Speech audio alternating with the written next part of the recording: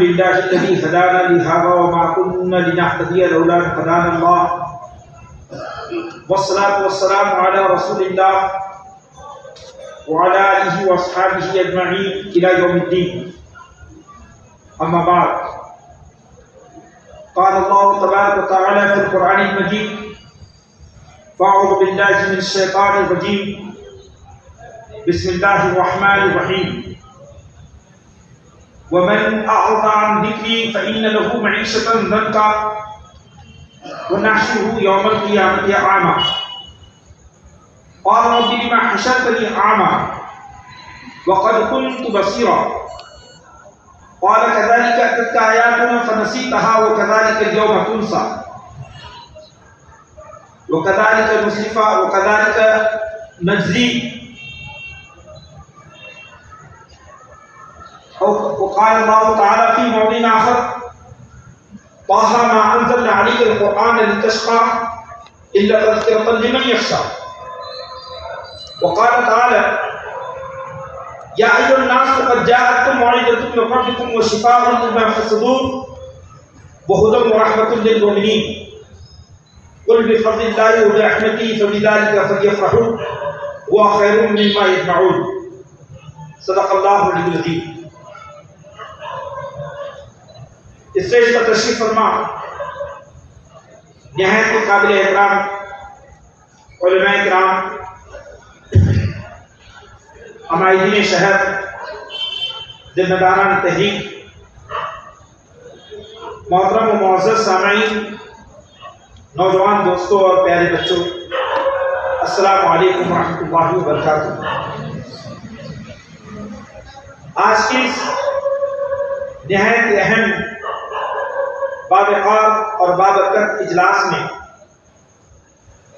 جہاں اللہ کی مقدس کتاب قرآن مجید کا ذکر چل رہا ہے اور رجوع الی القرآن کے موضوع پر ہمارے درمیان ہمارے شہر اور علاقے کے نہایت معزز دو علماء کرام کے بیانات ہمارے سامنے آئے ہیں اور بہت ہی مفید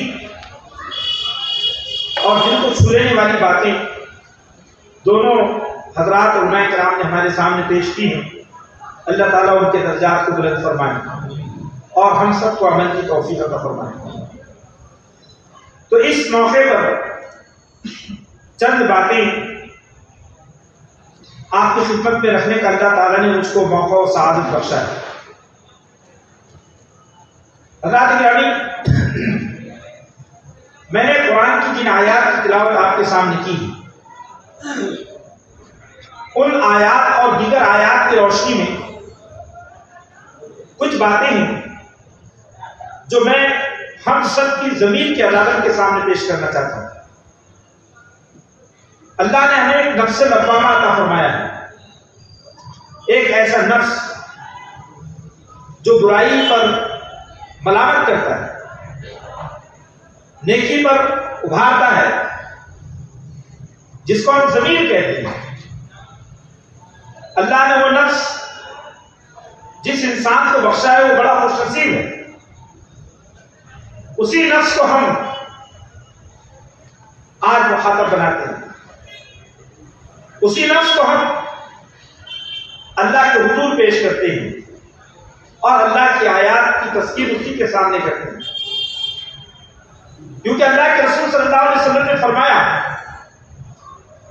کہ لوگوں، اگر تمہارے سامنے اللہ کی آیات کی تلاوت کی جائے، اللہ کی آیات کی تذکیر اور اس کا بیان تمہارے سامنے ہو اور تمہارا دل اس کی طرف متوجہ نہ ہو، تو پھر اللہ سے گر گرا کر ایک دل مانگو جو دل ڈرنے والا ہو، کیونکہ تمہارے پاس جو دل ہے وہ مردہ دل ہے، اور جو مردہ دل ہوتا ہے وہ جنت کے لیے نہیں بنایا جاتا، وہ آتش دوزخ کے لیے بنایا جاتا ہے۔ تو آج بنیادی طور پر ہمیں اللہ کی آیات کی روشنی میں چند لمحوں کے لیے اپنے ضمیر کو، اپنے نفس لوامہ کو، اپنے اس کو زندہ کرنا ہے۔ قرآن میں بنیادی بات کی گئی سورہ طٰہٰ میں، جو آیت نمبر 124 اور 127 میں نے آپ کے سامنے پیش کی ہے کہ اللہ نے یہ فرمایا کہ جو لوگ حامل قرآن ہیں، جن کے ہاتھوں میں اللہ نے قرآن کا صحیفہ اور قرآن کی یہ جو مقدس کتاب ہے، جن کے ہاتھوں میں اللہ نے تھما دی، اگر یہ اللہ کی اس نصیحت سے منہ موڑے، اس سے روگردانی کرے، اپنا رشتہ اور اپنا ناطہ اللہ کی اس کتاب سے توڑ لے، تو ہم ان لوگوں کی زندگی کو مشکل بنا دیں گے، ہم ان لوگوں کی زندگی کو تنگ بنا دیں گے، ان کی زندگی خوشیوں سے محروم ہو جائے گی، اطمینان قلب سے محروم ہو جائے گی۔ سب سے پہلا نقصان یہ کہ جو امت یا جو افراد خدا کی کتاب کے حامل ہوتے ہیں اور اگر وہ اللہ کی کتاب کا حق ادا نہ کرے تو اللہ ان کی زندگیوں سے برکتوں کو اٹھا دیتا ہے اور ان کی زندگیوں کو فتنہ اور مشکلات کا شکار بنا دیتا ہے۔ یہ اللہ قرآن میں کہتا ہے۔ اور دوسری بات اللہ یہ فرماتا ہے کہ نحشرہ یوم القیامۃ اعمیٰ، کہ ہم ایسے لوگوں کو قیامت کے دن اندھا اٹھائیں گے، یعنی ان کی بصارت، ان کی آنکھیں ختم ہو جائیں گی۔ قبروں سے جب وہ اٹھیں گے تو ان کی آنکھوں سے محروم ہوں، حشر کے میدان میں حیران و پریشان دوڑیں گے اور محسوس کریں گے کہ ان کی بینائی ختم کر دی گئی۔ وہ اللہ سے کہیں گے قال ربی لما حشرتنی اعمیٰ، اے میرے رب تو نے مجھے اندھا کیوں اٹھایا؟ وقد كنت بصیرا، دنیا میں تو میرے پاس آنکھیں تھی، دنیا میں تو میں آنکھوں والا تھا۔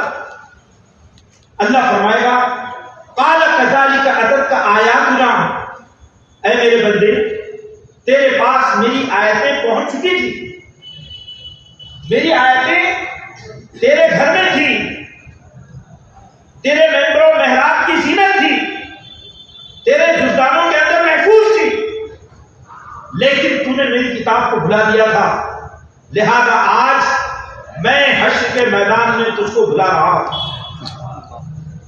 اللہ تعالیٰ اس انجام سے ہماری حفاظت ہے۔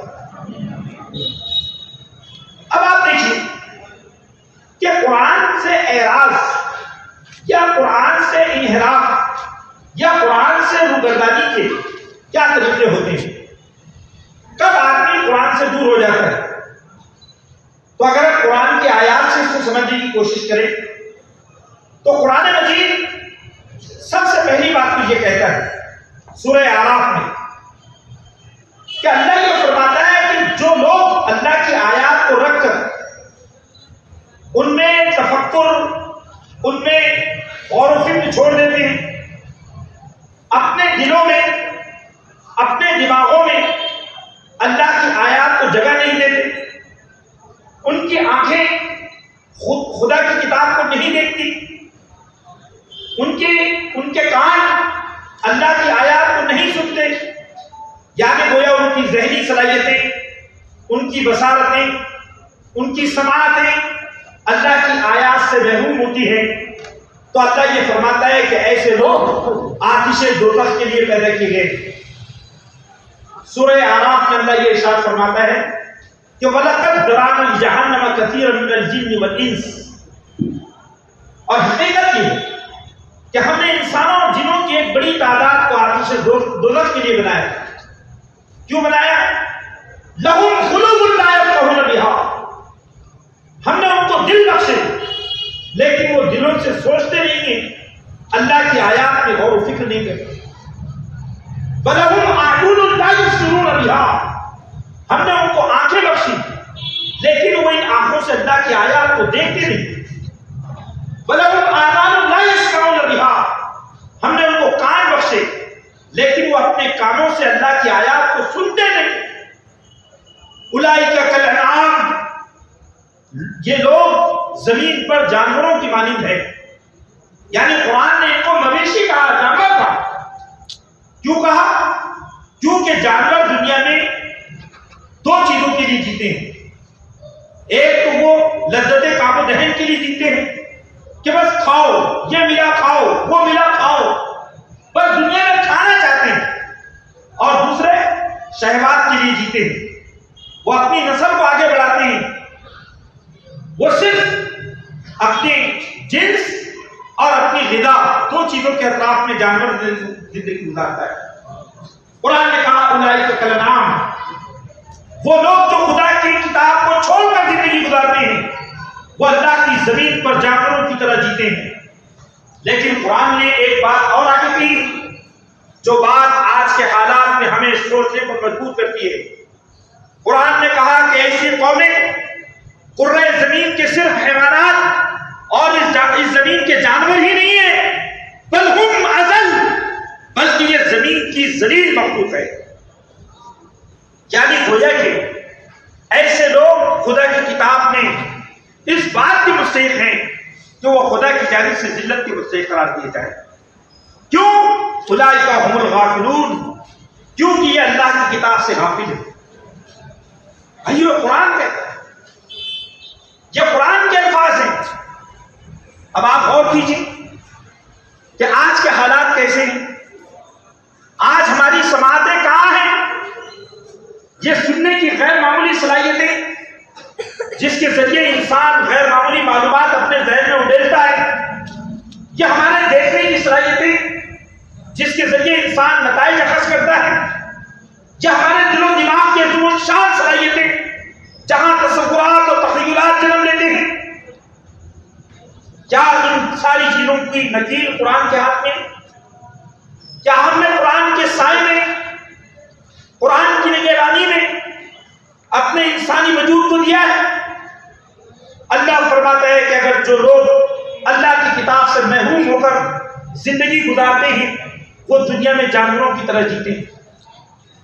اللہ تعالیٰ نے سورہ زخرف میں ایک بات جگہ ارشاد فرمایا، اللہ یہ فرماتا ہے میں یعش عن ذکر الرحمن نقید لہ شیطانا فہو له قرین، اور جو لوگ اللہ کے ذکر، رحمان کے ذکر یعنی قرآن کو چھوڑ کر زندگی گزارتے ہیں ہم ان کا دوست شیطان بنا دیتے ہیں، پھر شیطان ان کے ساتھ رہتا ہے۔ بہت سارے لوگ دنیا میں ایسے رہتے ہیں جو ایسا سمجھتے ہیں کہ بھائی ان کو کسی سے کیا لینا دینا، ہم اپنی دنیا میں مگن ہیں، صبح ہوتی ہے، شام ہوتی ہے، عمر یوں ہی تمام ہوتی ہے، ان کی زندگی میں خدا کی کتاب کے لیے کوئی جگہ نہیں ہے۔ تو اللہ فرماتا ہے کہ ایسے شخص کا رفیق اور اس کا ساتھی شیطان ہوتا ہے۔ شیطان اس کے خیالات میں ہوتا ہے، شیطان اس کے دل و دماغ میں ہوتا ہے، شیطان اس کے فکر و عمل میں ہوتا ہے، شیطان اس کے قوت فیصلہ میں ہوتا ہے، وہ خدا کی رحمتوں سے دور ہوتا ہے۔ سوچیے آپ کے قرآن کا بھائیوں، قرآن ایک جگہ اور ایک بات ارشاد فرماتا ہے جو دلوں کو لرزاتی ہے، جو ہم میں ہیبت تاری کرتی ہے۔ اللہ یہ فرماتا ہے کہ اگر لوگ ایسے ہوں کہ جن کے پاس اللہ کی آیات ہو اور وہ اللہ کی آیات سے اپنی ذات کو اور اپنے معاشرے اور سماج کو سنوارنے کی، ان کی اصلاح کی، ان کے بدلنے کی کوشش نہ کریں، تو اللہ نے اپنی کتاب میں فرمایا کہ ایسے لوگ زمین کے کتے ہیں۔ سورہ اعراف میں اللہ نے یہ بات ارشاد فرمائی، وَاتْلُ عَلَيْهِمْ نَبَأَ الَّذِي آتَيْنَاهُ آيَاتِنَا فَانسَلَخَ مِنْهَا فَأَتْبَعَهُ الشَّيْطَانُ فَكَانَ مِنَ الْغَاوِينَ وَلَوْ شِئْنَا لَرَفَعْنَاهُ بِهَا وَلَكِنَّهُ أَخْلَدَ إِلَى الْأَرْضِ وَاتَّبَعَ هَوَاهُ فَمَثَلُهُ كَمَثَلِ الْكَلْبِ إِن تَحْمِلْ عَلَيْهِ يَلْهَثْ أَوْ تَتْرُكْهُ يَلْهَثْ ذَلِكَ مَثَلُ الْقَوْمِ الَّذِينَ كَذَّبُوا بِآيَاتِ اللَّهِ۔ اے پیغمبر محمد مصطفیٰ صلی اللہ علیہ وسلم، ان کے سامنے اس شخص کی مثال پیش کرو کہ جس کو ہم نے اپنی آیات کا علم بخشا اور پھر وہ ہماری آیات کی پابندیوں سے نکل بھاگا اور شیطان اس کے پیچھے پڑ گیا اور وہ دنیا میں گمراہ ہو کر رہ گیا۔ اگر ہم چاہتے ہیں تو اپنی آیات کے ذریعے اس کو بلندی عطا فرما دیں، وَلَوْ شِئْنَا لَرَفَعْنَاهُ بِهَا، اگر ہم چاہتے ہیں تو اپنی آیات کے ذریعے اس کو بلندی عطا کرتے، رفعت عطا کرتے، وَلَكِنَّهُ أَخْلَدَ إِلَى الْأَرْضِ، لیکن اس نے زمین کی پستیوں کو پسند کیا، اس نے دنیا کے چھوٹے چھوٹے فائدے کے لیے اللہ کی آیات کی سوداگری کی، اللہ کی آیات کی تجارت کی۔ قرآن نے کیا کہا؟ فَمَثَلُهُ كَمَثَلِ الْكَلْبِ، ایسے شخص کی مثال کتے کی مثال ہے، ان تحمل علیہ یلس اور تترکہ یلحس، کہ اگر تم اس کو جھڑکاؤ تو بھی زبان لٹکاتا ہے اور نہ جھڑکاؤ تو بھی زبان لٹکاتا ہے۔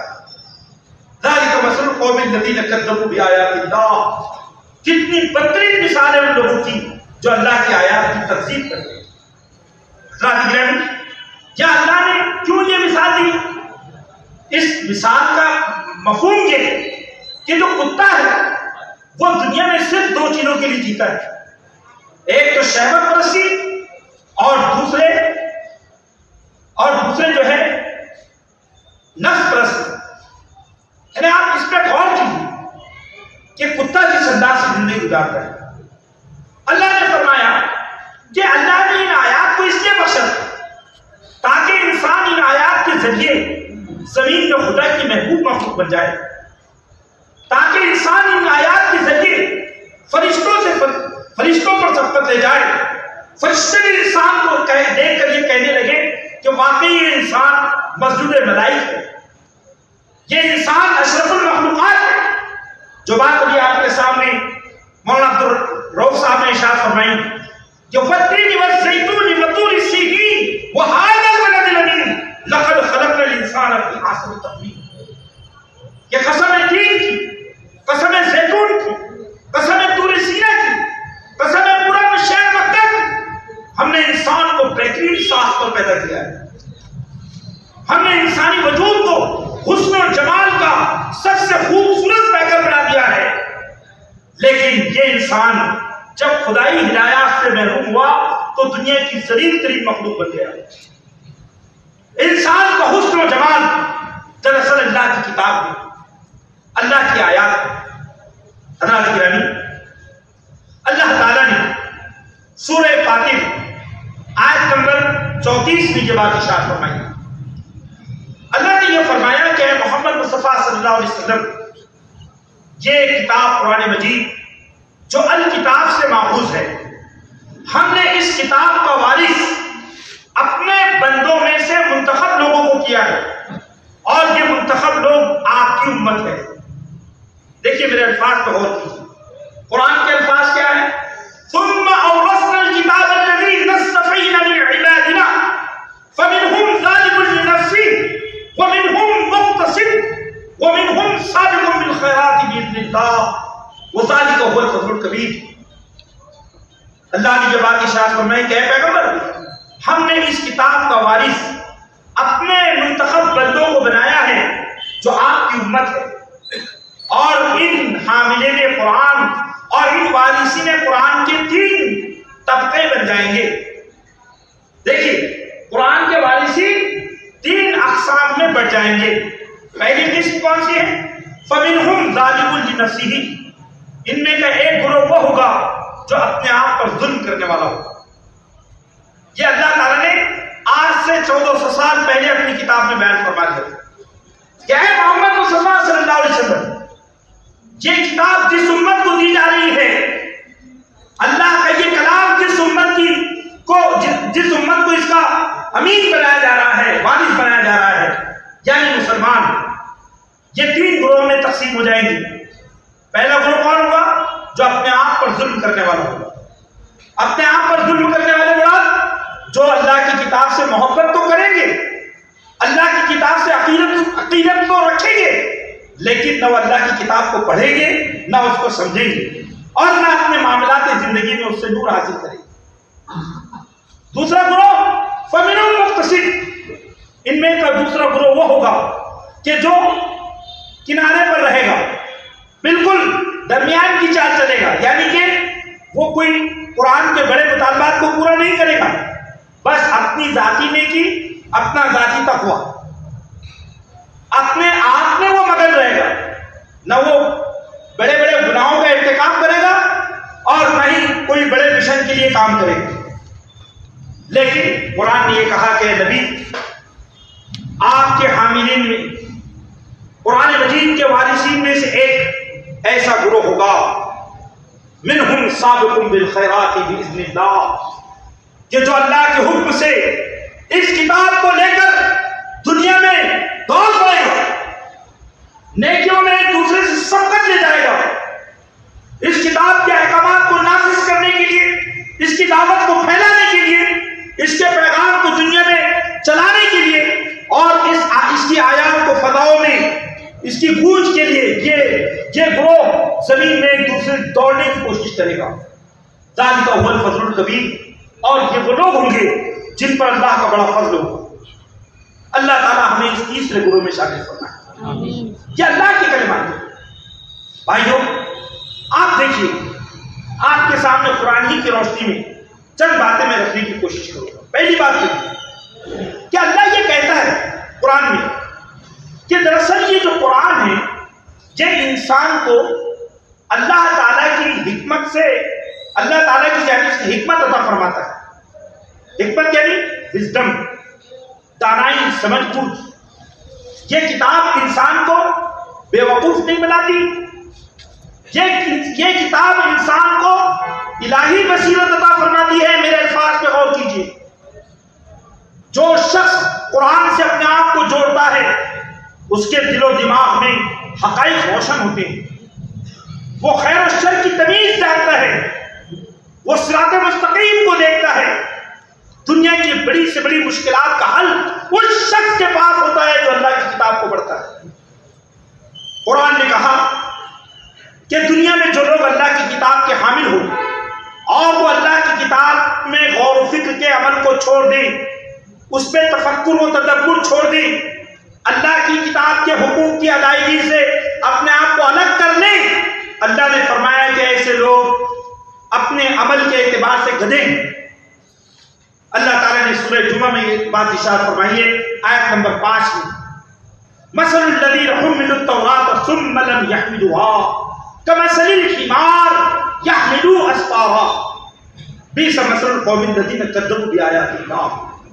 ان لوگوں کی مثال جن کو توریت اللہ کی کتاب بخشی گئی تھی اور وہ توریت کے تقاضوں کو پورا نہ کر سکے، ان کی مثال ان گدھوں کی سی ہے کہ جن کے پیٹھ پر علم و حکمت کی کتابیں ڈال دی جائیں اور جو یہ نہ جانے کہ ان کتابوں میں لکھا کیا ہے۔ آپ دیکھیے اللہ نے گدھے سے کیوں تشبیہ دی؟ کیونکہ گدھا کوئی بری مخلوق نہیں ہے، دراصل گدھا غبی ہوتا ہے، کل ذہن ہوتا ہے، عقل و شعور سے محروم ہوتا ہے۔ تو اللہ یہ فرماتا ہے کہ اگر دنیا میں کوئی قوم اپنے مسائل میں پریشان ہو، بھٹک رہی ہو، دنیا کے اندر اس کے لیے کوئی راستہ نہ ملتا ہو اور اس کے پاس اللہ کی کتاب بھی ہو، تو اس کا مطلب یہ ہے کہ اس نے اللہ کی کتاب پر غور و فکر نہیں کیا۔ بھائیو، جو شخص قرآن کو سمجھتا ہے، قرآن کے حقوق ادا کرتا ہے، وہ شخص زمین پر اللہ کے نور میں زندگی گزارتا ہے۔ اللہ یہ قرآن میں ارشاد فرماتا ہے کہ یمشی بہ فی الناس، کہ جو لوگ قرآن کو اختیار کرتے ہیں وہ اللہ کے نور کے ساتھ دنیا میں جیتے ہیں، اللہ کا نور ان کے ساتھ ساتھ چلتا ہے۔ اللہ تعالیٰ خود قرآن میں یہ بات کہتا ہے کہ اللہ نے یہ کتاب قرآن مجید جو تمہارے ہاتھوں میں عطا کی ہے، اس کتاب نے رشد و ہدایت کو جمع کر دیا ہے، ہر طرح کی گمراہی اور ہر طرح کی ضلالت اور ہر طرح کی برائی کو چھانٹ کر اللہ نے ہدایت کو اس کتاب میں جمع کر دیا ہے۔ قد تبین الرشد من الغی، ہر طرح کی برائی گمراہی سے اللہ نے اس کتاب سے ہٹا دیا اور اپنی ہدایت اس میں ڈال دی۔ فمن یکفر بالطاغوت ویؤمن باللہ فقد استمسک بالعروۃ الوثقی لا انفصام لها واللہ سمیع علیم۔ تو جو شخص طاغوت کا انکار کرے، جو شخص طاغوت کا انکار کرے، معبودان باطل کا انکار کرے اور اللہ کی اس کتاب پر اللہ پہ ایمان لے آئے، اس نے ایسا مضبوط سہارا تھام لیا ہے جو کبھی ٹوٹنے والا نہیں، کبھی ٹوٹنے والا نہیں۔ پھر اللہ دوسری بات کیا ارشاد فرماتا ہے؟ اللہ ولی الذین آمنوا یخرجہم من الظلمات الی النور۔ اللہ ایمان والوں کا ولی ہے اور وہ ان کو اندھیروں سے نکال کر روشنی روشنی کی طرف لاتا ہے، نور کی طرف لاتا ہے، اور وہی نور ہے قرآن۔ والذین کفروا اولیاؤہم الطاغوت اولیاؤہم الشیاطین، اور وہ لوگ جنہوں نے کفر کیا ہے، اللہ کی آیات کو جھٹلایا ہے، شیاطین ان کے ولی ہوتے ہیں، ان کے آقا ہوتے ہیں، اور وہ انہیں اللہ کے نور سے نکال کر اندھیروں کی طرف لے جاتے ہیں، ظلمتوں کی طرف لے جاتے ہیں۔ بھائیو، ہم کتنے خوش نصیب اوپر ہیں۔ میں آپ کے سامنے یہ بات، چونکہ میں جانتا ہوں کہ جہاں پر جالنا شہر کا نہایت ضعیف طبقہ موجود ہے، میں آپ کے سامنے یہ بات رکھنا چاہتا ہوں کہ امت مسلمہ کے عروج و زوال کی تاریخ کو جب بھی آپ پڑھیں گے تو قرآن مجید کا فیکٹر اس میں سب سے نمایاں ہوگا۔ اس امت نے جب قرآن کو تھاما، یہ دنیا کی ایک ناقابل شکست طاقت بن کر دنیا میں ابھر کر آئی، اور جب اس قرآن کو اس امت نے چھوڑا، دنیا کی پستیوں کا شکار ہو گیا۔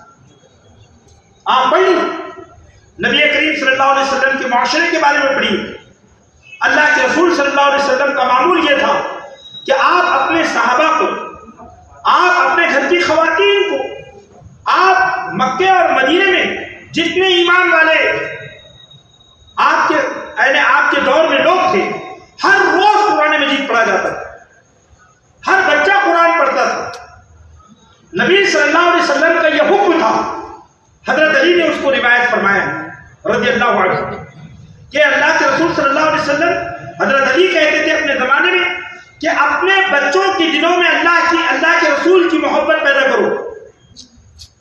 ہر مومن بچہ، اس کے دل میں اللہ کے رسول کی محبت ہونی چاہیے۔ اور دوسری بات، اہل بیت کی محبت اپنے بچوں کے دلوں میں پیدا کرو، اپنے بچوں کو اہل بیت سے بے پناہ محبت سکھاؤ، صحابہ سے محبت سکھاؤ۔ اور تیسری بات، اپنے بچوں کو قرآن سکھاؤ کہ جو نوجوان بچے قرآن کو پڑھیں گے وہ قیامت کے دن اللہ کے عرش کے سائے میں ہوں گے۔ آپ سوچیے، یہ قرآن معاشرہ، نبی کریم صلی اللہ علیہ وسلم نے مکے اور مدینے میں چھوٹے چھوٹے بچوں کو قرآن پڑھا۔ حضرت عبداللہ بن عمر، حضرت معاذ بن جبل، حضرت ابو ہریرہ رضی اللہ تعالیٰ عنہ، بے شمار صحابہ کرام، حضرت عبد الرحمن بن ابی بکر۔ آپ دیکھیے یہ کون صحابہ تھے جن کی عمریں مشکل سے 11 سال، 12 سال، 15 سال تھی، اور رحمت للعالمین جو اللہ تعالیٰ کے سب سے عظیم پیغمبر ہیں، وہ خود مدرسے نبوی میں، صفہ میں ان معصوم بچوں کو اپنے ہاتھ سے قرآن پڑھاتے تھے، اور قرآن پڑھانے کے بعد اپنے سینے سے ان کو لگاتے تھے۔ حضرت عبداللہ بن عمر کو اپنے سینے سے لگاتے، سینے سے بھیجتے، اور کہتے ہیں اللہ عمر کے سینے کو قرآن کے لیے کھول دے، عبداللہ بن عمر کے سینے کو قرآن کے لیے کھول دے۔ چیزیں حضرت عبداللہ بن عباس کو نہیں رضی اللہ تعالیٰ عنہ، یہ بڑے بڑے لوگ جو پیدا ہوئے صحابہ اکرام نے ہمارے سامنے۔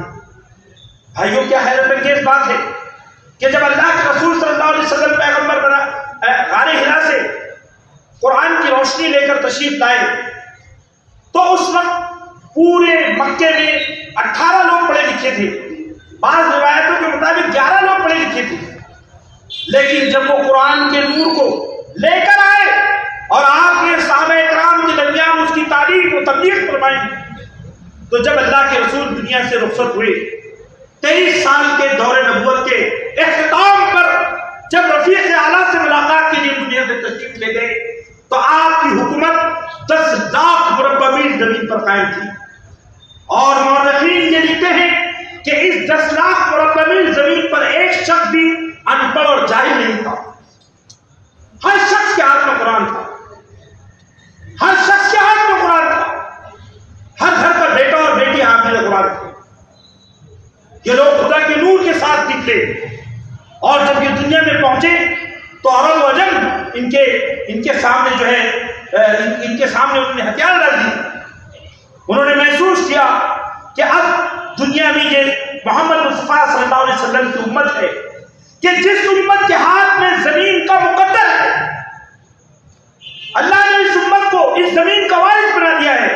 اور یہ بات قرآن میں اللہ تعالیٰ نے خود ارشاد فرمائی ہے سورہ انبیاء میں، وَلَقَدْ كَتَبْنَا فِي الزَّبُورِ مِن بَعْدِ الذِّكْرِ ان الارض یرثها عبادی الصالحون، اور حقیقت یہ ہے کہ ہم نے زبور میں یہ بات لکھ دی ہے، یعنی کہ قرآن کے نزول سے پہلے یہ بات لکھی جا چکی ہے کہ جو میرے نیک و صالح بندے ہوں گے، جو کتاب اللہ کے وارث ہوں گے، وہی بندے زمین کے وارث ہوں گے۔ حضرات گرامی، آپ ذرا صحابہ اکرام کی تاریخ کو دیکھیے، امت کے علماء، صلحاء اور شہنشاہوں کی تاریخ کو دیکھیے۔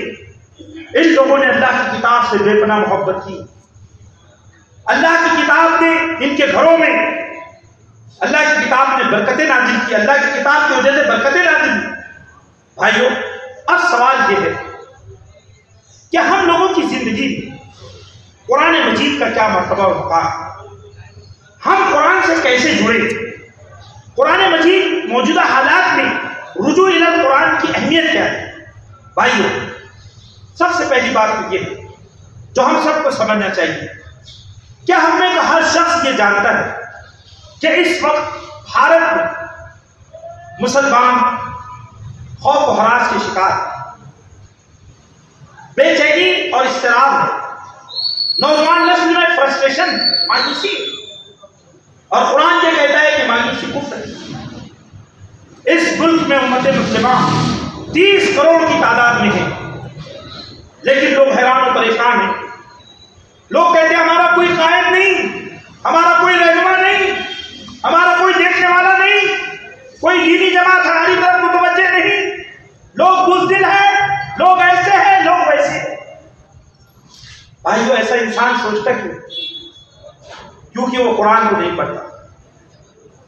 میں آپ کے سامنے یہ بات پورے وثوق کے ساتھ رکھنا چاہتا ہوں کہ اگر ہمارے یہ بچے، ہماری بچیاں، ہمارے نوجوان جن کو قرآن سے بے پناہ محبت ہے، اگر ہم نے ان کو قرآن سے جوڑ دیا تو یہ دنیا کے موجودہ دور کے جتنے نمرود ہیں، ان کے آتش فدوں کو دیکھ کر ہمارے نوجوان مسکرائیں گے، ہمارے نوجوان مسکرائیں گے۔ دنیا کا کوئی نمرود ایسا آتش فدا روشن نہیں کر سکتا جس میں وہ قرآنی نسل کو جلا سکے۔ قرآن اپنے ماننے والوں میں وہ اعتماد پیدا کرتا ہے، وہ توکل علی اللہ پیدا کرتا ہے، وہ استقامت پیدا کرتا ہے، اس کو صبر و عزیمت کی اسی چٹان بنا دیتا ہے کہ دنیا کا بڑے سے بڑا ابلیس اس کی دہلیز پہ آ کے جھکتا ہے، اس کا بال بھی بکا نہیں کر سکتا۔ بہت اہم بات آپ دیکھیے، قرآن مجید میں سورہ مائدہ میں اللہ تعالیٰ نے قرآن مجید کی ایک صفت بیان کی ہے۔ یوں تو قرآن کی تقریباً 52 صفات ہے قرآن مجید میں، اس کا ذکر کرنا ممکن نہیں، کئی صفات ہیں، لیکن آپ ایک صفت دیکھیں، اللہ نے کہا ہے اس کتاب کو مہیمن۔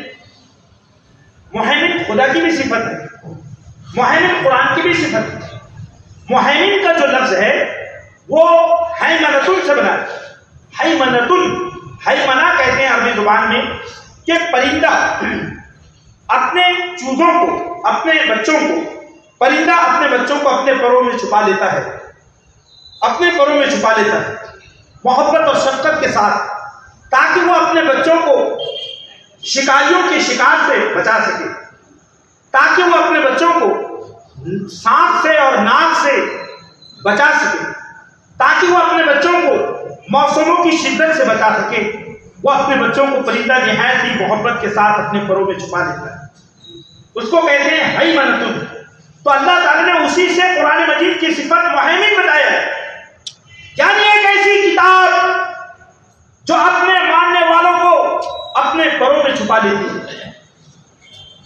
جب کوئی فرد اور کوئی قوم اس کتاب کے سائبان میں جاتا ہے تو یہ کتاب اس کی حفاظت شروع کر دیتی ہے۔ یہ کوئی معمولی بات نہیں۔ آپ ذرا غور فرمائیے کہ ہمارے دلوں کا جو نور ہے وہ قرآن ہے۔ اگر ہمارے نوجوان اس قرآن سے جڑ جائیں تو ان کے خیالات میں ایسی بلندی پیدا ہوتی ہے اور ان کی روحانیت اس درجے پر پہنچ جاتی ہے کہ دنیا کے بڑے بڑے شیاطین ان کے سائے سے ڈرتے ہیں۔ بھائیو، ایک بات یہ، دوسری بات میں آپ کے سامنے رکھنا چاہتا ہوں یہ کہ گزشتہ دنوں امریکہ کے اندر اس بات پر جو ہے غور و فکر ہوا، ریسرچ ہوا کہ ہمارے اسکول اتنے اچھے ہیں کہ دنیا کا کوئی اسکول ہمارے اسکول کا مقابلہ نہیں کر سکتا۔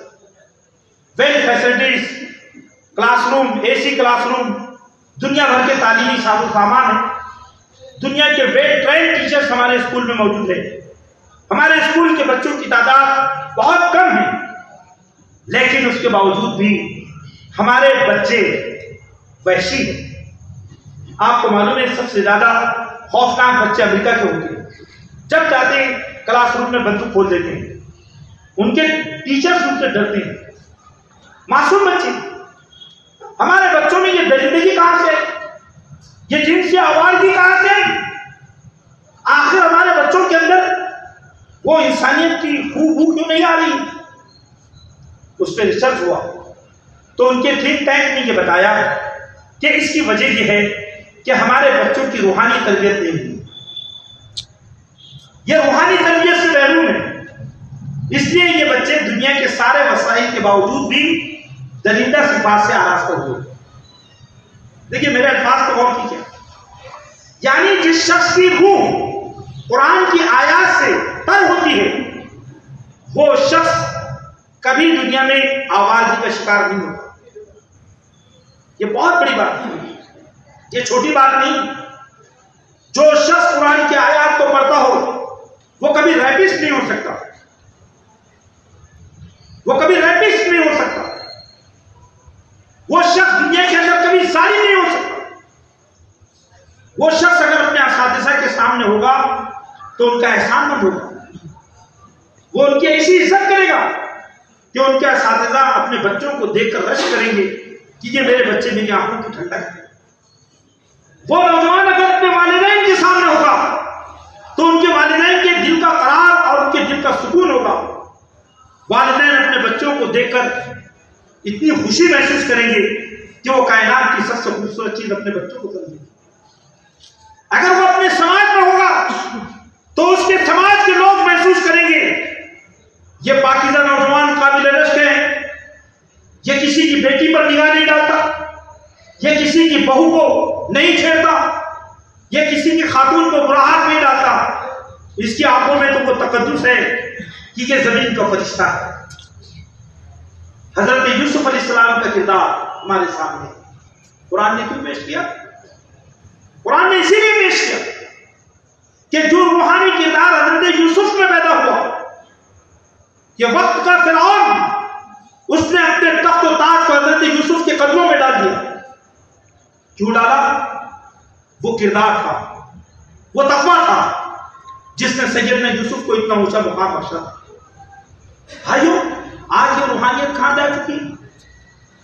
آج بے حیائی کا، فحاشی کا، عریانیت کا یہ سیلاب جس میں نسل انسانی ختم ہو رہی ہے، کیا آپ محسوس نہیں کرتے کہ اس نسل انسانی کو بچانے والی اگر کوئی چیز ہے تو اللہ کی کتاب ہے؟ قرآن کیا کہتا ہے؟ قرآن یہ کہتا ہے کہ اللہ کی آیات جس زبان پر جاری ہوتی ہے اور جس دل میں بسیرا کرتی ہے وہاں شیطانی خیالات جگہ نہیں بنا سکتے، وہاں شیطان کے لیے کوئی مقام نہیں ہوتا. یہی بات تو اللہ تعالیٰ نے سورہ عنکبوت میں ارشاد فرمائی، اتلو ما اوحی الیک من الکتاب واقم الصلاۃ ان الصلاۃ تنہی عن الفحشاء والمنکر ولذکر اللہ اکبر. 21ویں پارے کی پہلی آیت، اے پیغمبر محمد صلی اللہ علیہ وسلم جو کچھ ہم نے نازل کیا ہے اس کی تلاوت کرو اور نماز قائم کرو، بے شک یہ نماز برائی اور بے حیائی سے روکتی ہے. نماز کیا ہے؟ قرآن مجید کی تلاوت کا خدائی نظام. نماز کیا ہے؟ قرآن کی تلاوت کا خدائی نظام. آپ دیکھیے کہ قرآن مجید کے صرف الفاظ و معانی میں غور و فکر کرنا سب کچھ نہیں ہے. قرآن مجید کے کلمات اپنے اندر اتنی تاثیر رکھتے ہیں کہ جو کان اور جو آنکھیں قرآن کی آیات کو دیکھتی ہیں اور سنتی ہے اس کی تاثیر سے وہ تقدس پاتی ہے. آپ دیکھتے ہیں اللہ تعالیٰ نے سورہ اسراء میں کیا بات ارشاد فرمائی؟ اللہ نے فرمایا کہ فجر کے وقت میں، نماز فجر میں جب قرآن پڑھا جاتا ہے تو اس زمین پہ معمور فرشتے نماز فجر کے شریک بن جاتے ہیں اور قرآن مجید کو سنتے ہیں. اقیم الصلاۃ لدلوک الشمس الی غسق اللیل وقرآن الفجر ان قرآن الفجر کان مشہودا. ہے نا؟ سورج ڈھلنے کے بعد اور سورج نکلنے سے پہلے نماز قائم کرو۔ بے شک فجر کے وقت جب قرآن پڑھا جاتا ہے تو اس کی سماعت کے لیے فرشتے حاضر ہوتے ہیں۔ آپ سوچیں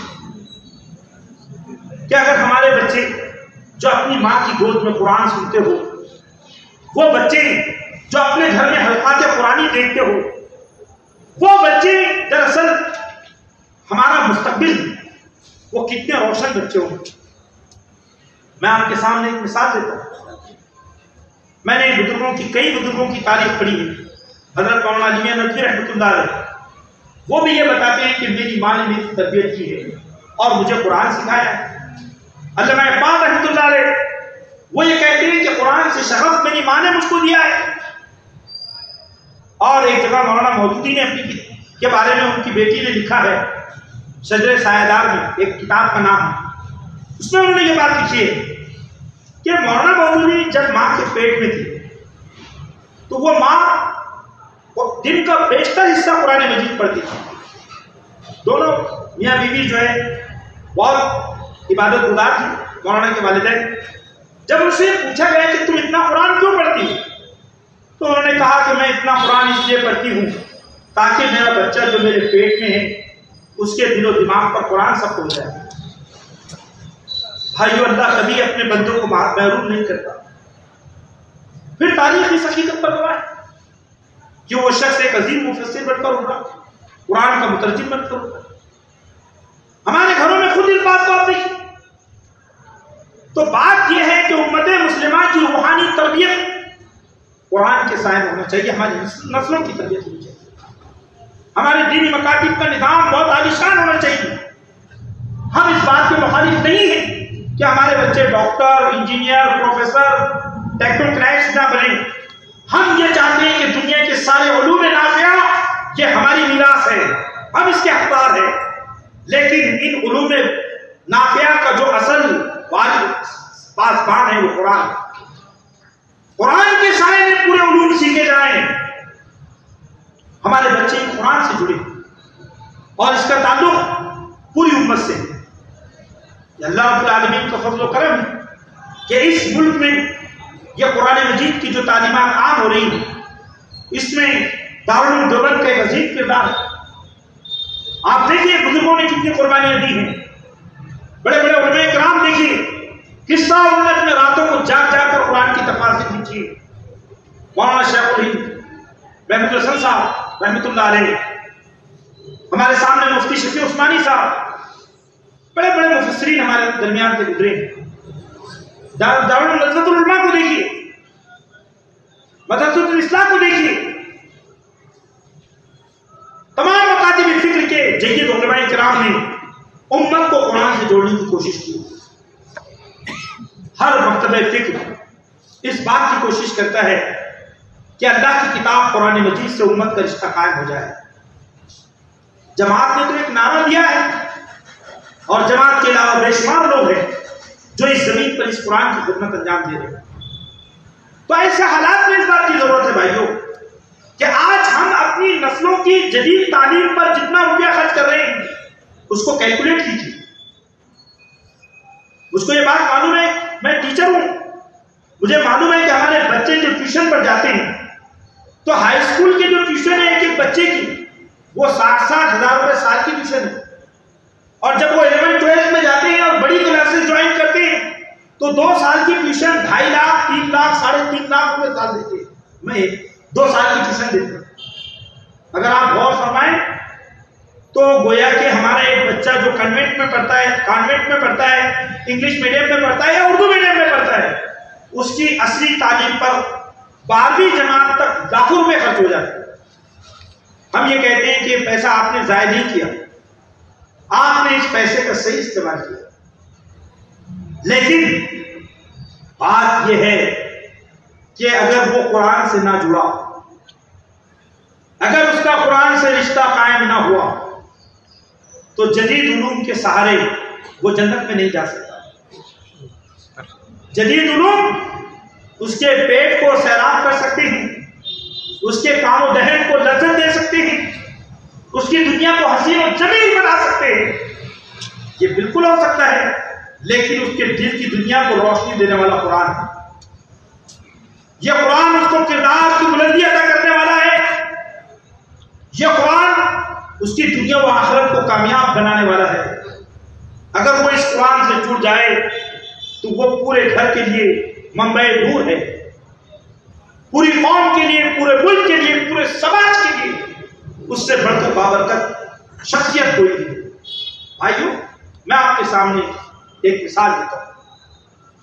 آج آپ جدید تعلیم یافتہ دنیا کو دیکھیے، آج ہمارے سامنے اس بات کو ہم محسوس کر رہے ہیں، اس ملک میں فرقہ پرستی اپنی انتہا کو پہنچ چکی ہے، موب لنچنگ ہو رہی ہے، دنیا کے معصوم انسانوں کے درمیان نفرت کو بانٹا جا رہا ہے، منظم طریقے سے نفرت کو بانٹا جا رہا ہے، لوگوں کو ایک دوسرے کے خلاف قتل عام کے لیے تیار کیا جا رہا ہے۔ آپ کیا سمجھتے ہیں یہ سارے لوگ جو اللہ کی زمین کو فساد سے بھر رہے ہیں یہ ان پڑھ اور جاہل لوگ ہیں؟ یہ ان پڑھ اور جاہل لوگ ہیں؟ یہ بہت پڑھے لکھے لوگ ہیں۔ آپ ان کی ڈگریاں دیکھیں گے تو سکتے میں آ جائیں گے۔ بڑی بڑی یونیورسٹیوں سے یہ کوالیفائڈ لوگ ہیں، ان کے پاس پی ایچ ڈی ہیں، ڈاکٹرز ہیں، خود ڈاکٹرز ہیں جو انسانوں کے مسیح کہلاتے ہیں، لیکن کیا ہے، انہوں نے اپنے آپ کو شیطان کے حوالے کر دیا۔ ان کے دل ظالم ہیں، سب لاکھ دل ہیں، انہیں انسانوں سے محبت نہیں ہے، یا خدا کی زمین کو گناہوں سے بھر رہے ہیں۔ اس کی وجہ یہ ہے کہ اللہ کی کتاب سے دور ہے، ان کی تعلیم ان کو انسان نہیں بنا سکتی۔ ایک انگریزی پروفیسر نے یہ بات کہی تھی کہ our universities are the intellectual slums، ہماری یونیورسٹیاں ذلیل انسانوں کی بستیاں بن چکی ہیں، ذلیل انسانوں کی بستیاں بن چکی ہیں۔ کیوں ایسا ہے؟ اس کی وجہ یہ ہے کہ انسان کے خیالات، اس کے تصورات، اس کے دل کی دنیا سے خدا کا کلام نکل گیا ہے، وہ وحی الہی سے محروم ہو گیا ہے، اور وحی الہی سے جب اس کا رشتہ ٹوٹا تو قرآن نے یہ کہا کہ وہ اسفل سافلین بن گیا، ثم رددناہ اسفل سافلین، پھر ہم نے اس کو دنیا کی ذلیل ترین مخلوق بنا دیا۔ بھائیو، کیا ہم سماج کی صورتحال کو دیکھ کر مطمئن رہیں؟ کیا ہم انسانی سماج کو اس زوال سے نکالنے کے لیے، اس تباہی سے نکالنے کے لیے، اس بحران سے نکالنے کے لیے اس کو خدا کی طرف لائیں؟ اللہ تعالیٰ قرآن میں یہ بات کہتا ہے کہ ظہر الفساد فی البر والبحر بما کسبت ایدی الناس، کہ خشکی اور تری میں فساد برپا ہوا انسان کے اپنے کرتوتوں کی وجہ سے۔ تو یہ ایک اہم چیز ہے۔ پھر چوتھی چیز یہ ہے کہ بھائیو، آج ہمیں اس بات کی ضرورت ہے کہ ہم اپنے محلوں میں بہت دور تک نہ سوچیں، اپنا پلان امریکہ اور یورپ کو سامنے رکھ کر نہ بنائیں، ہر آدمی اپنے دائرے اختیار میں کام کرے۔ میں اگر معلم ہوں تو میرا یہ کام ہے کہ میری تعلیم و تدریس میں قرآن مجید میرا رہنما ہو، میں قرآن کی محبت اپنے شاگردوں کے دل میں پیوست کر دوں، میں اللہ کی کتاب سے ان کو جوڑ دوں۔ میں اگر تاجر ہوں تو میں اپنے تجارتی مرکز کو قرآن کے ذکر کی جگہ بنا دوں۔ میں اگر باپ ہوں تو میں اپنے اولاد کے ہاتھوں میں قرآن دوں، اور دنیا سے جب رخصت ہو جاؤں تو کہوں میرے بچوں، چاہے تم اپنی دولت کی حفاظت نہ کرو لیکن قرآن کو مت تھامے رکھو، یہ قرآن کو مت چھوڑو۔ اگر آپ اس بات کو دیکھیں گے کہ اگر ہر آدمی اپنے دائرۂ عمل میں وہ قرآن مجید کو اپنا لے تو وہ اپنے دائرۂ عمل کو قرآن کے سائے میں لے آئے گا۔ اس کے لیے ہمیں بہت بڑے انقلاب کی ضرورت نہیں، ہم نے یہ سوچا، ابھی یہ چیزیں سامنے آئی کہ بھئی ہم روزانہ گھر میں 20 منٹ کا حلقہ قرآن چلائیں، ہمارا ایک چھوٹا بچہ قرآن کی تلاوت کرے، اس کے معصوم الفاظ ہم سنیں، ایک بچہ ترجمہ پیش کرے، کسی معروف عالم دین کا ترجمہ پیش کرے، اور پھر اس کے بعد میں ہم کسی تفسیر سے ان آیات کو سمجھائیں۔ بس روزانہ 1 اور 2 آیتیں آپ شروع کر دیجیے، پھر آپ دیکھیے کہ ایک وقت ایسا آئے گا کہ آپ کے بچوں کے جو معصوم ذہن ہیں ان ذہنوں کے اندر اللہ کی کتاب موجود ہوگی۔ میں بھی اس کا آپ کو ایک حیرت انگیز تجربہ بتاتا ہوں۔ جب میرے بچے چوتھی اور پانچویں میں تھے، ہم روزانہ قرآن کی تلاوت کرتے، ترجمہ پڑھتے، بس سادگی کے ساتھ پڑھتے۔ کئی مہینوں تک سلسلہ چلا، سورہ بقرہ ہو گئی، سورہ آل عمران ہو گئی، سورہ نساء ہو گئی۔ اب نساء ختم ہوئی، ایک دن یہ ہوا کہ ہمارے گھر میں کچھ لوگ آئے اور انہوں نے مجھ سے یہ کہا کہ صاحب ہمارے گھر میں وراثت کی تقسیم کا مسئلہ ہے، بھائیوں اور بہنوں کو حصہ دینا ہے۔ تو ہمارے چھوٹے حضرت کہتے کہ بابا ان کو سمجھا دیجیے، سورہ نساء میں لکھا ہوا ہے کہ بیٹے کو 2 حصے اور بیٹی کو 1 حصہ دیا جائے۔ میں نے کہا کیا بات ہے، کیا ہے یہ؟ دیکھیے کبھی میں نے سوچا نہیں تھا، میں نے کبھی نہیں سوچا تھا کہ ایسا ہوگا، لیکن ایسا ہوا۔ بھائیو حیرت کی بات کہ بچے جو سنتے ہیں ان کے دل و دماغ پہ جو چیز نقش ہو جاتی ہے وہ کبھی مٹتی نہیں۔ علامہ اقبال یہ کہتے ہیں کہ بچپن میں جب میں قرآن پڑھتا تھا تو میرے بابا آتے اور کہتے بیٹا کیا پڑھ رہے ہو؟ 3 دن تک پوچھتے رہے۔ چوتھے دن میں نے اپنے بابا سے کہا کہ بابا کتنی بار پوچھ لیا دیکھنے کے باوجود کہ میں قرآن پڑھ رہا ہوں؟ انہوں نے کہا بیٹے دراصل میں تم سے یہ کہنا چاہتا ہوں کہ تم قرآن ایسے پڑھو گویا یہ قرآن تم پر نازل ہو رہا ہو، یہ قرآن تم پر نازل ہو رہا ہے۔ نازل ہونے کا مطلب کیا ہے؟ یعنی تم گویا کہ اس کتاب کو اپنا، یہ کتاب تم سے خطاب کر رہی ہے۔ دیکھیے قرآن کے معجزات یہاں علماء کرام موجود ہیں۔ قرآن کے معجزے میں سے ایک معجزہ یہ بھی ہے کہ جب آپ قرآن کھولیں گے تو آپ جس صفحے کو کھولیں گے آپ کو ایسا لگے گا کہ آج مجھ کو اس کی ضرورت ہے۔ آپ قرآن کھولیں گے اور جیسے آپ قرآن کھولیں گے جس صفحے کو آپ کھولیں گے آپ کو محسوس ہوگا کہ وہاں پر اللہ آپ سے کچھ کہہ رہا ہے۔ مشکل ترین حالات میں جب ہم اللہ کی کتاب کو کھولتے ہیں اور پڑھتے ہیں تو محسوس ہوتا ہے آج میرے ساتھ یہ حالات پیش آئے اور قرآن مجھ سے یہ کہتا ہے۔ بھائی یہ قرآن زندہ جاوید کتاب ہے۔ اللہ تعالیٰ نے اس قرآن میں یہ بات ارشاد فرمائی ہے کہ لقد انزلنا الیکم کتابا فیہ ذکرکم افلا تعقلون۔ لوگوں ہم نے تمہارے پاس ایک ایسی کتاب بھیجی ہے، نازل کی ہے کہ جس کتاب میں تمہارا ذکر ہے۔ یہاں جتنے لوگ بیٹھے ہیں یہ سب لوگوں کا خطاب قرآن ان سب کو مخاطب کر رہا ہے کہ تمہارا ذکر ہے اس میں۔ یہ جو بچہ بیٹھا ہے اس کا ذکر بھی قرآن میں، میرا ذکر بھی قرآن میں۔ اور جب میں قرآن کو پڑھتا ہوں تو ایسا لگتا ہے کہ یہ قرآن مجھ سے کچھ کہہ رہا ہے، مجھ سے کچھ کہہ رہا ہے۔ بھائیو ہم دنیا کے وہ خوش نصیب لوگ ہیں کہ جن کے پاس ہدایت کا نورانی پیغام قرآن مجید ہے۔ ہم دنیا کے بہترین لوگ ہیں۔ اللہ نے ہم پر وہ نوازش فرمائی ہے کہ ہمارے پاس وہ کتاب ہے جس کے ذریعے ہم اپنی ذات کی اور پوری کائنات کی اصلاح کر سکتے ہیں۔ ہم اپنی خودی کو پہچانیں، اپنے مطلبی مقام کو جانیں۔ بھائیو جب ہم قرآن کو پڑھیں گے تو یہ قرآن ہمیں ایسی بصیرت عطا فرمائے گا کہ جس کی روشنی میں ہم پوری انسانی دنیا کو جو ہے گائیڈ کر سکتے ہیں، پوری انسانی دنیا کی رہنمائی کر سکتے ہیں۔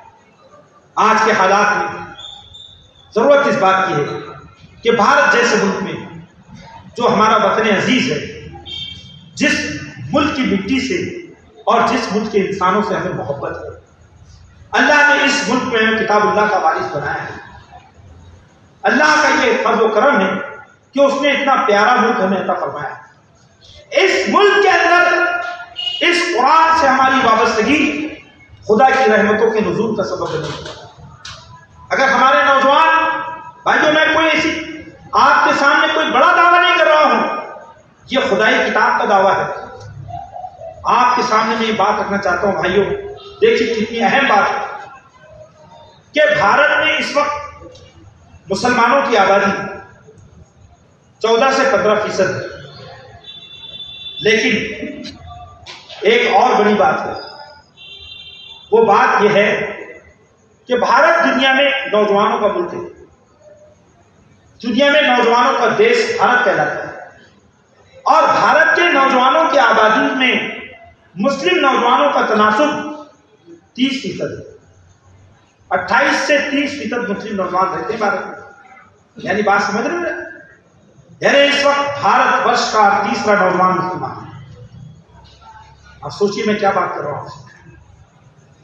گویا کہ اگر ہم نے اپنے بچوں کو اللہ کی کتاب کی روشنی میں سنوارا تو ہمارے پاس سیدنا یوسف کے کردار کے حاملین کی ایک نسل تیار ہوگی. لوگ محسوس کریں گے کہ مسلم معاشرے میں ایسے نوجوان ہیں جو زانی نہیں ہیں، بدکار نہیں ہیں، جو ماں باپ کے نافرمان نہیں ہیں، جو نشہ خور نہیں ہیں، جو حرام مال نہیں کھاتے، جو رشوت خور نہیں ہے، جو نہایت ہی ایماندار، دیانتدار اور وفادار ہے. اگر اس ملک کے 30% نوجوان اس کردار کے حامل ہو تو بتائیے کہ ملک کا مستقبل کس کے پاس ہوگا؟ سوچیے. ابھی آپ نے دیکھا ہے کیا بات سامنے آئی کہ پنجاب میں تقریباً 90% لوگ شراب کا شکار ہیں، نشے کا شکار ہیں. ابھی گجرات سے 60,000 کروڑ سے زیادہ کا وہاں سے جو ہے نشاور چیزیں پکڑی گئی. دیکھیے ہزاروں کروڑ میں. آج سوچئے کہ سماج نشے میں ڈوب رہا ہے. آج سوچئے کہ جس قوم کے معصوم نوجوان صبح سے شام تک افیم میں ہو، چرس میں اور گانجے میں ہو، کیا وہ قوم دنیا کی ماں بن سکتی ہے؟ لیکن اللہ کا شکر ہے ہم حاملین قرآن ہیں. اس وقت بھی بھارت میں سب سے کم نشہ اگر کہیں پایا جاتا ہے تو مسلمانوں میں پایا جاتا ہے. اگر یہ نوجوان صحیح معنوں میں قرآن سے جڑ جائے تو یہ پورے ملک کے لیے کتنے مفید ہو سکتے ہیں. یہ بات میں آپ کے سامنے عرض کر رہا ہوں. تو ہم جب یہ بات کہتے ہیں کہ ہم اس دنیا کو گمراہی سے، برائی سے، بد کرداری سے بچائیں گے، اس دنیا میں عدل و انصاف قائم کریں گے، اس دنیا میں خدا کے نور کو پھیلائیں گے، ہم انسانوں کے درمیان اخوت و محبت کو پھیلائیں گے، ہم انسانی سماج کو آدم اولاد کے حیثیت سے ہم تمام کے ساتھ برابری کا سلوک کریں گے، ہم محمد مصطفیٰ صلی اللہ علیہ وسلم کے سچے جانشین بنیں گے تو ہماری قوم اس ملک کے لیے بوجھ نہیں بنے گی بلکہ اس ملک کے لیے خدا کی رحمت بنے گی. ہم اس ملک کے لیے خدا کی رحمت بنے گی. اسی لیے قرآن کے اس پیغام کو ذہن نشین فرما دیں. یہ آخری بات جو آپ کے سامنے میں عرض کر رہا ہوں کہ یا ایھا الناس قد جاءتکم موعظۃ من ربکم وشفاء لما فی الصدور. اے انسانوں، تمہارے پاس تمہارے رب کی جانب سے ایسی نصیحت آ چکی ہے جو دلوں کو چھوتی ہے، جو دلوں کے تاروں کو چھوتی ہے، جو دلوں کے اندر تبدیلی پیدا کرتی ہے، جو دلوں کو زندہ اور بیدار کرتی ہے. اور جن کے دل بیدار ہوتے ہیں وہی دنیا کی صحت مند لوگ ہوتے ہیں. دل بیدار فاروقی، دل بیدار کرنالی، مسیح آدم کے حق میں کیمیائے دل کی بیداری. دل بیدار پیدا کر کہ دل خالی نہ ہے جب تک نہ تیری ضرب ہے کاری نہ میری ضرب ہے کاری. یا ایھا الناس قد جاءتکم موعظۃ من ربکم. اے انسانوں، تمہارے پاس تمہارے رب کی جانب سے دلوں کو چھونے والی نصیحت آ چکی ہے. وشفاء لما فی الصدور، اور دلوں میں جو بیماریاں پلتی ہیں ان بیماریوں کی شفا ہے اس کتاب میں. یہ نفرت، کدورت، بغض، عناد، حسد، جلن، یہ انسان کے دل میں جو خوفناک بیماریاں پیدا ہوتی ہیں، ان بیماریوں کو دنیا کی کوئی تعلیم دور نہیں کر سکتی، کوئی میڈیکل سائنس اس کا علاج نہیں کر سکتی. اگر انسان کے روحانی امراض کا علاج یہ ہے تو قرآن ہدی و رحمت للمؤمنین، یہ اللہ کی کتاب مومنوں کے لیے رحمت بھی ہے اور ہدایت بھی ہے. اور کیا کہا قرآن نے؟ قل بفضل اللہ وبرحمتہ فبذلک فلیفرحوا. اے پیغمبر کہہ دیجیے یہ اللہ کی رحمت اور اللہ کا احسان عظیم ہے جو اللہ نے قرآن مجید کا نزول فرمایا. اس قرآن کو پا کر لوگوں کو خوشیوں سے جھومنا چاہیے.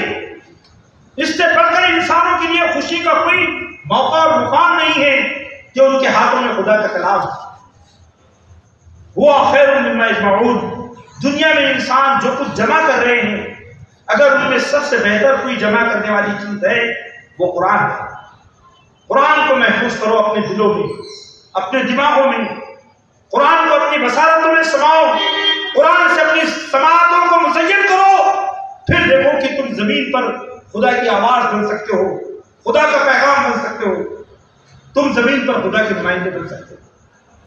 بھائیو یہ بہت عظیم بات ہے، یہی بات قرآن نے تمام انسانوں سے کہی، وَاعْتَصِمُوا بِحَبْلِ اللَّهِ جَمِيعًا وَلَا تَفَرَّقُوا، اور تم سب مل کر اللہ کی رسی یعنی قرآن کو مضبوطی سے تھام لو اور آپس میں متفرق ہو کر نہ رہو۔ یہ چند باتیں ہیں جو رجوع القرآن کے اس موقع پر میں نے آپ کی خدمت میں پیش کی۔ میں اللہ رب العالمین سے دعا کرتا ہوں کہ اللہ سب سے پہلے مجھے اور آپ تمام کو اور ہم سب کو اور پوری امت کو اس کتاب ہدایت کو اپنے ہاتھوں میں تھامنے کی توفیق عطا فرمائے، اس کے حقوق اس کے تقاضوں کو پورا کرنے کی توفیق عطا فرمائے۔ اللہ تعالی ہمیں صحیح معنوں میں وارث قرآن بنائیں، حامل قرآن بنائیں، عامل قرآن بنائیں، قاری قرآن بنائیں، ہماری زندگیوں کو چلتا پھرتا قرآن بنا دیں۔ اللہ تعالیٰ اس کتاب مقدس کی روشنی میں اسلامی معاشرے کی تعمیر و تشکیل کی توفیق عطا فرمائیں۔ اللہ تعالیٰ ہمارے درمیان اتحاد و اتفاق پیدا فرمائیں، ہمیں سلسلہ پلائی دیوار بنا دیں۔ رب کریم کفر اور نفاق کی تمام بیماریوں سے ہمارے دلوں کو پاک کر دیں۔ اللہ تعالیٰ نوّر قلوبنا من القرآن، نوّر قلوبنا من القرآن، اے اللہ ہمارے دلوں کو قرآن سے منور فرما دیں، اور اے اللہ طاہر قلوبنا من النفاق، اور ہمارے دلوں کو نفاق سے پاک فرما۔ اے اللہ ہماری نسلوں کی حفاظت فرما۔ ربنا هب لنا من لدنك رحمة إنك أنت الوهاب، ربنا هب لنا من أزواجنا وذرياتنا قرة أعين واجعلنا للمتقين إماما، ربنا أتمم لنا نورنا واغفر لنا إنك على كل شيء قدير، وصلى الله تعالى على خير خلقه محمد وعلى آله وصحبه أجمعين برحمتك يا أرحم الراحمين۔